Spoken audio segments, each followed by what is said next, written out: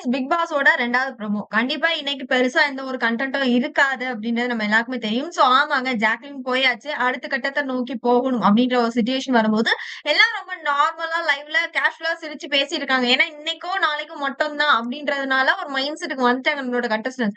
Full and full வந்து பவி big pass வீட்ட போறதுக்கு முன்னாடி வலிச்சு தொடச்சு வச்சுட்டு போகணும் அப்படின்றதுனால, எல்லார் உயிரையும் வாங்கி அதெல்லாம் கிளீன் பண்ண வச்சுட்டு இருக்காங்க. ஒரு கண்டஸ்டன்ட்டும் வேற வழி இல்லாம அத எல்லாத்தையும் செஞ்சுட்டு இருக்காங்க அப்படின்றத நம்மளால பார்க்க முடியுதுன்றது.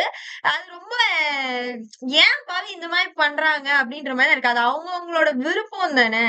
ஒருத்தவங்க கிட்ட நீங்க திணிக்கிற மாரி இருக்கு அப்படின்றத நான் பார்க்கிறேன்றது. ஓகே அவங்க கிட்ட ஓசிடி இருக்குன்னா அது அவங்க இஷ்யூஸ் அப்படின்ற மாரி தான் அத பார்க்க முடியுது. அடுத்த கட்டம் அப்படின்னு பார்க்கும்போது இங்க தர்ஷியும் சவுண்டும் வந்து ஒண்ணா உட்கார்ந்து பேசிட்டு இருக்காங்க. யார பத்தினா விஷால பத்தி. மனசுல இருக்கிறத எல்லாத்தையும் சவுண்ட் கிட்ட வந்து பேசுறாங்க தர்ஷி. இந்த மாதிரி எல்லாருமே இந்த வீட்ல ஜாலியா இருக்காங்க. அதனால இருக்க முடியல. எனக்கு ரொம்ப கஷ்டமா இருக்குது. மேபி அது நீங்க வேணாம் அப்படின்னு சொல்லிட்டீங்க அப்படின்னா, அது நீங்க ரியாக்ஷன்ஸ்ல காமிச்சிருந்திருக்க கூடாது. அந்த ஆக்ஷன்ஸ்ல காமிச்சிருக்க கூடாது. ஆனா நீங்க அதெல்லாம் பண்ணிட்டு ஈஸியா நான் வார்த்தையில சொல்லிட்டேன். வேணான்னு சொல்லிட்டேன். நான் வேணான்னு சொல்லிட்டேன். தர்ஷி தான் இது பண்ணா அப்படின்ற மாரி நீங்க வந்து சொல்ட்டீங்க. அது வந்து வெளிய எப்படி தப்பா இருக்கும் நீங்க கொஞ்சம் யோசிக்கணும். ஏதோ அவர் வேணாம் வேணான்னு சொல்லி நான் தான் போய் வழிஞ்ச மாதிரி. நீ வேணான்னு வார்த்தையால சொல்லிட்டு, ஆக்ஷன்ஸ்ல நீ வேற மாரி ஒரு விஷயங்கள்ல பச்சையா ஒரு விஷயம் பண்ணிட்டு, இது எப்படி எடுத்துக்கிறதுன்னு எனக்கு தெரியல. அது ரொம்ப கஷ்டமா இருந்தது. என்னால ஹேப்பியா இந்த வீட்டுக்குள்ள இருக்க முடியல அப்படின்ற மாரி சொல்றாங்க. ஏன்னா அவங்க பேசும்போது கேமரா ஃபோக்கஸ் ஜூம் வைக்கிறாங்க. அன்ஷியும், விஷாலும் வந்து வெளிய அந்த மெயின் டோர் பக்கத்துல உட்கார்ந்திருந்து, அவங்க மேல உட்கார்ந்து, இவர் கீழ உட்கார்ந்து கதை விடுறது. அப்புறம் மூவி அந்த வீடியோஸ் போட்டு காட்டும்போது 2 பேரும் கைய புடிச்சு வச்சுட்டு உட்கார்ந்து பார்த்துட்டு இருக்கது.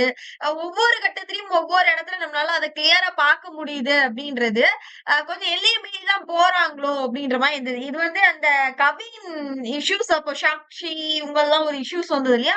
அந்த டைமிங்ல நடந்த ஒரு மொமெண்ட் மாரி தான் நம்மளால ஃபீல் பண்ண முடியுது அப்படின்றது. ஓகே. அவங்க அப்படி இருக்கணும்னு அவசியம் இல்ல. பட் அந்த இடத்துல ஒரு ஹர்ட்டிங்ஸ் நடந்திருந்திருக்கு இல்லையா? அதையும் கொஞ்சம் யோசிச்சிருந்திருக்கணும் அப்படின்ற மாரி கொஞ்சம் ஃபீல் ஆச்சு. அது ரொம்ப ம் பார்க்க கொஞ்சம் கேவலமா இருக்கு. இதனால உடையிறது யாரோட நேம்னா, அன்ஷியோட நேம் தான் உடையும். ஏன்னா வெளிய பெர்சனலாவும் கிட்டத்தட்ட அதே இஷ்யூஸ் மாரி தான் வந்து ஃபேஸ் பண்ணியிருக்காங்க. அப்படி இருக்கும்போது இங்க திரும்பவும் அதே இஷ்யூஸ்ல தான் அவங்க போய் மாட்டியிருக்காங்க. அன்ஷியுமே வந்து வீட்டுக்குள்ள வந்து வேணும்னு இரிட்டேட் பண்ற மாரியே நெறைய விஷயங்கள் பண்றாங்க அன்ஷி. அ ஏன்னா தர்ஷி வந்து அப்படி பேசுறாங்கன்றதுனால, இல்ல நான் ரொம்ப உன்ன ஃப்ரெண்ட்லியா பார்க்குறேன் அப்படி இப்படின்ற மாரி கேவலமான ஒரு நாடகமா தான் அத பார்க்க முடியுதே தவிர, அத ரசிக்கணும் அப்படின்ற மாரி வந்து தோணல. ஆ சோ விஷாலுமே வந்து பண்ற விஷயங்கள் கிட்டத்தட்ட அப்படிதான் இருக்குன்ற மாரி தான் ஃபீல் ஆகுது. மேபி உங்களோட பாயிண்ட் ஆஃப் பார்க்கும்போது என்ன தோணுச்சு? ஏன்னா இப்போ சவுண்ட் வந்து தெளிவா ஒரு விஷயம் சொன்னாங்க. தர்ஷி அத சொன்னதுமே. பசங்க எப்பவுமே அப்படிதான் சேஃபா ஒரு ஆன்சர் சொல்லிட்டு எஸ்கேப் ஆயிருங்க. பொண்ணுங்க தான் நேம் டேமேஜ் ஆகும் அப்படின்ற மாரி ஒரு விஷயங்கள் வந்து சொன்னாங்க. கிட்டத்தட்ட அப்படிதான் அது வந்து தெரியுதுன்றத நம்மளால பார்க்க முடியுது அப்படின்னே சொல்லலாம். கன்டென்ட் எதுவும் இதுக்கு மேல எதிர்பார்க்க முடியாது மக்களே. 2 நாள் தானே இருக்கு அப்படின்றதுனால, இத பத்தின உங்களோட ஒப்பீனியன் என்ன அப்படின்றத கொஞ்சம் கமெண்ட் செக்ஷன்ல தட்டி விட்டுருங்க மக்களே.